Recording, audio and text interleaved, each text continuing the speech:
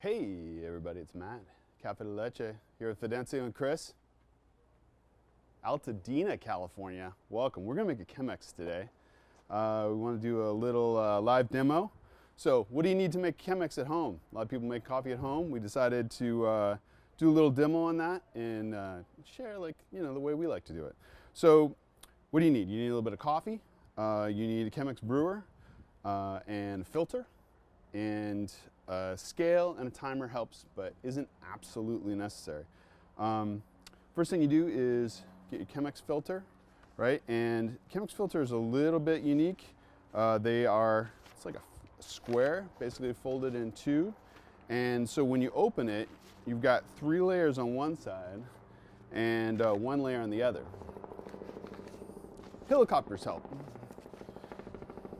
So first thing you do is you want to rinse the filter.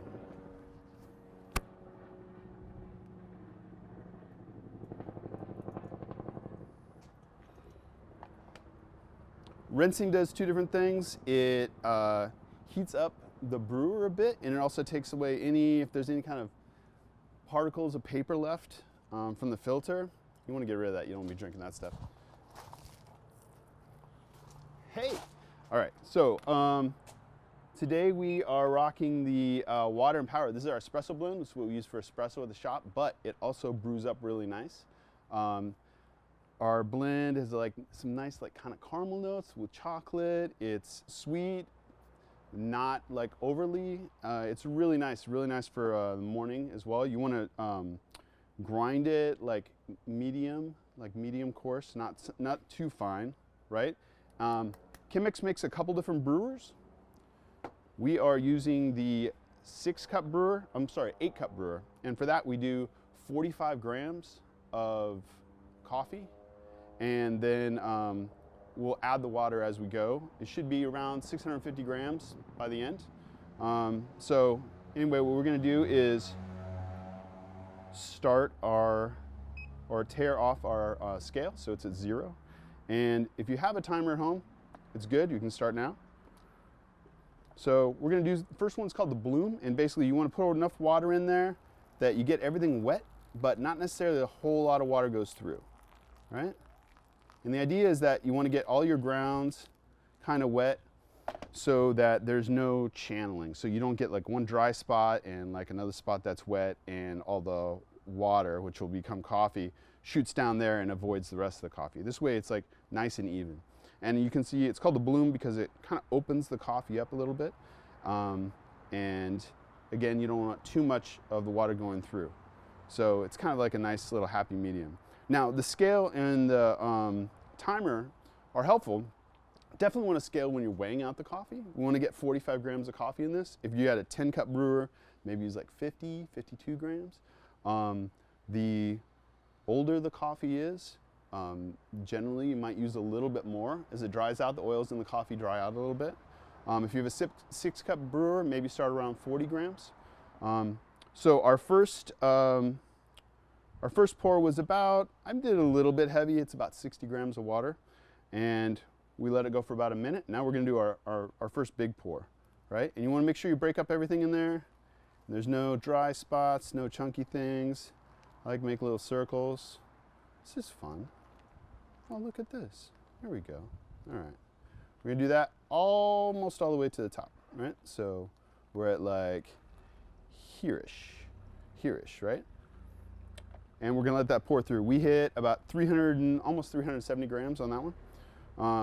So while I'm doing this, a lot of times I'm making breakfast. I'm making eggs, I'm running around. So in certain circles, it's very important that you hit a certain pour at a very specific time. I'm a little looser about that. Sometimes I'll do a pour, and then I come over here and I have some other things to do, and I come back and it might dry out a little bit.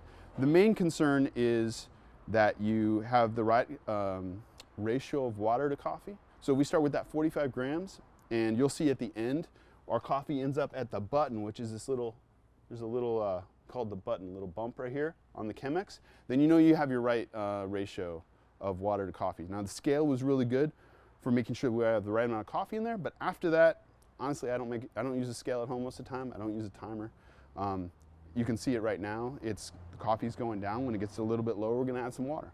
And so kind of eyeball it a little bit. As far as coffee goes, freshness of coffee, we're going to talk about freshness of coffee as we do another little pour here.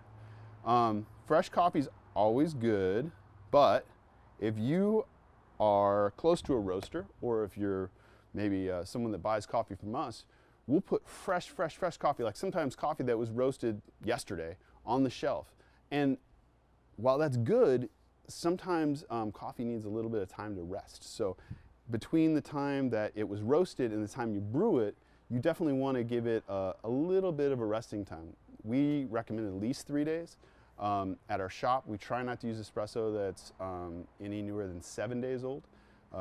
10 days is sometimes a really nice sweet spot. I drink coffee at home, it's 2-3 weeks old, and while it will have like a plateau, there'll be a point in time where it'll kind of drop off.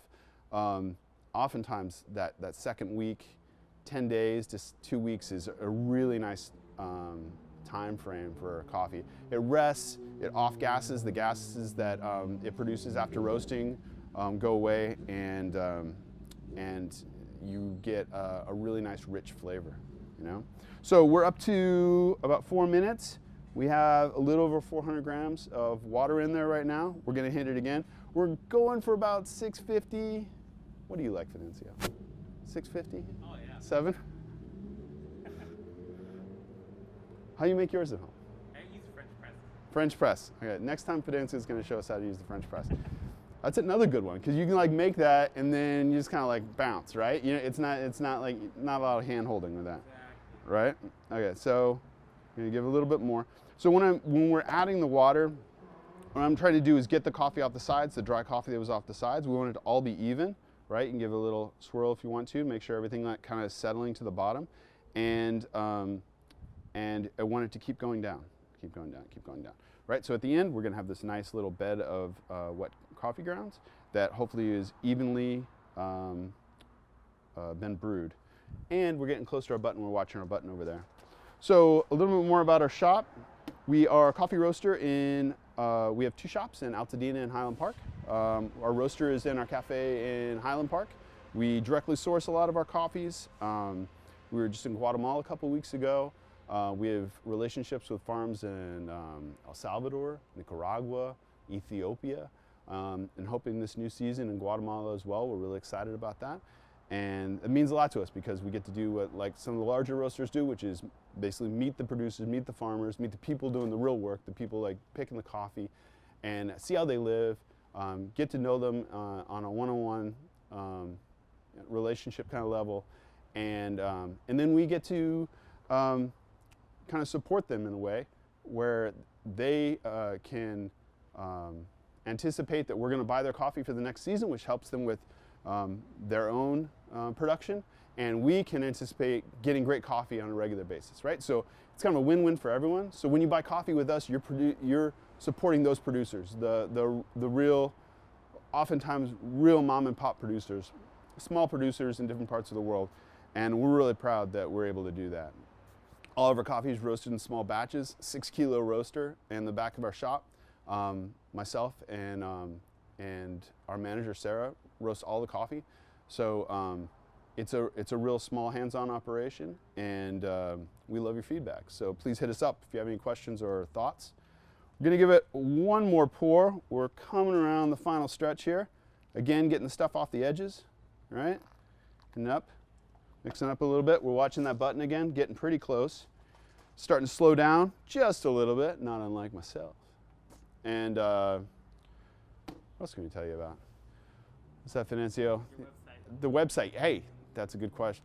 Good answer. Good answer. Good answer from Fidencio here. We've just got our, just updated our website a few weeks back. So now you can order our coffees online. Shipping nationally. If you buy 2 bags, you get free shipping anywhere in the country. We also do local delivery. Also, if you live in Northeast LA, Altadena, Pasadena area, we have, you can order ahead for our full menu and come by the shop and pick it up. So, you know, no touch, there's no touching. There's no touching. You can just take your coffee without touching anybody or anything. Except for your coffee. You just take your coffee with you. right? So we're very excited to be able to put that together. We're in unprecedented times, and it's important to adapt and hopefully thrive, you know. And we want to be a part of the community and help out any way we can, and keep it as sanitary and as safe as possible for everyone out there. We appreciate the support. We've had a lot of great feedback and support from the community over the past few weeks, and it's fantastic to feel that. I got to tell you. So anyway, we're getting close, almost to the end. John, just a little bit. We're at 640. Let's make it 650. There you go. All right. So when that, if we walk away, if I got to go make some toast right now, and I come back, this is going to be pretty close to nailing it on the button right there, and it's going to make a really nice, well-rounded, clean cup of coffee.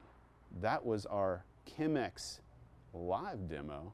If you have any questions, hit us up, please. We will see you on the next one. All right. Bye.